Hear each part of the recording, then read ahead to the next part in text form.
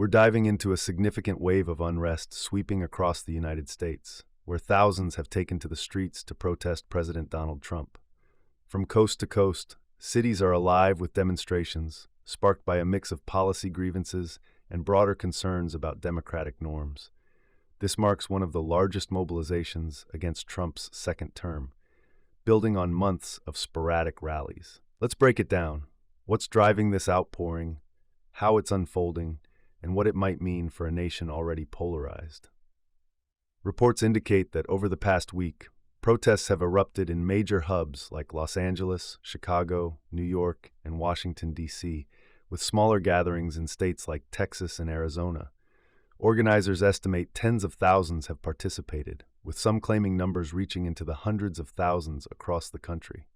These demonstrations, often branded under movements like 5501 or No Kings, coincide with Trump's high-profile military parade today in the Capitol, a move some see as a deliberate flex of power. The triggers are diverse. Immigration crackdowns, including recent ICE raids in LA, have fueled anger, with protesters chanting slogans like "No more deportations" and waving flags from Mexico to Palestine. Economic policies, including tariffs and cuts to social programs, have also drawn ire, alongside Elon Musk's role in the Department of Government Efficiency, which critics call a billionaire takeover. Web reports from February and April 2025 highlight similar themes: mass deportations, transgender rights rollbacks, and Project 2025's conservative agenda, suggesting a deepening pattern of dissent. Clashes have occurred, notably in LA, where a curfew was imposed after police made arrests, mirroring tensions seen in earlier protests. In Chicago and Philadelphia, rallies have remained largely peaceful, with participants holding signs reading "Democracy is not a spectator sport" and "Stop the coup." Globally, solidarity marches in Paris, Berlin, and London have echoed these sentiments, amplifying the movement's reach. Now let's step back and question the narrative. The establishment, government spokespeople, and some media frames these protests as disruptive or politically motivated, with the White House recently defending Trump's policies as protecting American interests. Yet the scale and persistence of these rallies, spanning months since his January inauguration, suggests something deeper. Are these just partisan outbursts, or a genuine backlash to policies impacting millions, immigrants, workers, and federal employees alike? Skeptics on social media argue the numbers are exaggerated, pointing to past prank posts about paid protesters, though no hard evidence supports this today. Conversely, posts found on X reflect a growing sentiment that Trump's mandate is overstated, with some calling this a rebirth of resistance against authoritarianism. The military parade's timing raises eyebrows. Could it be a response to silenced dissent, or a coincidence? Historians note parallels to the 2017 Women's March, but the current movement's decentralized nature, fueled by grassroots efforts, challenges the idea of a coordinated opposition. It's messy, organic, and hard to dismiss as mere noise. Legal questions also linger. The use of the National Guard in LA, as seen in recent weeks, skirts the Posse Comitatus Act, which limits military involvement in domestic law enforcement. Critics see this as a power grab, while supporters argue it's necessary for order. The truth likely lies in between, policy disagreements escalating into a broader struggle over governance. So, what's next? These protests could pressure Congress to act, especially with midterms looming, though Democratic unity remains shaky. Some leaders have even collaborated with Trump on spending bills. On the ground, the movement's momentum suggests it won't fade soon, with more rallies planned. Yet the risk of violence, as seen in LA, could alienate public support if not managed. Sentiment is split.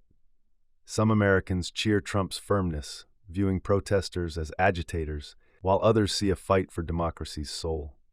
X posts highlight this divide: optimism from those inspired by the turnout clashes with frustration over perceived overreach. Globally, the U.S. image takes a hit, with allies watching how this unfolds amid trade tensions and international conflicts like Gaza.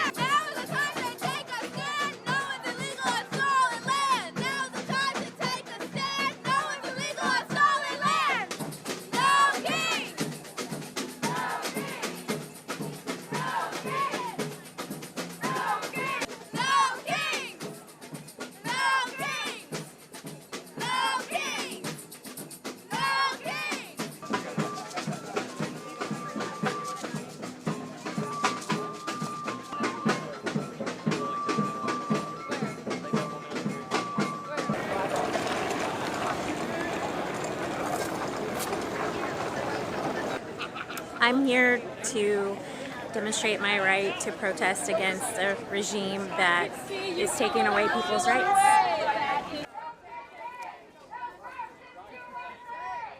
No Trump! No KKK!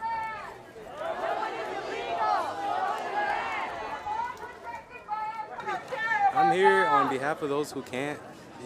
I think it's very important, honestly. I work in construction with nothing but immigrants. Half those buildings that you see back there, immigrants have built, and unfortunately, they don't have the right to be here because the government is taking that away from them. So I think it's very important that those who can speak up and are a voice for them.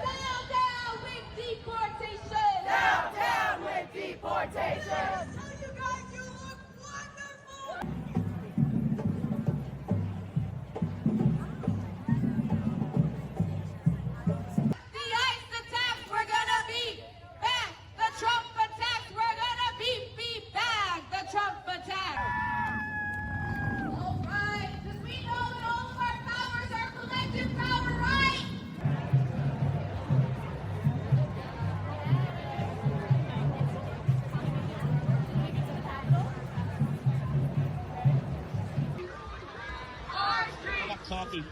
Our streets! Our streets! Our streets! Break the chains and let them fall! Break the chains and let them fall! Free the people, free them all! Free the people, free them all! And let them fall! Break the chains and let them fall! Free, free, free, free!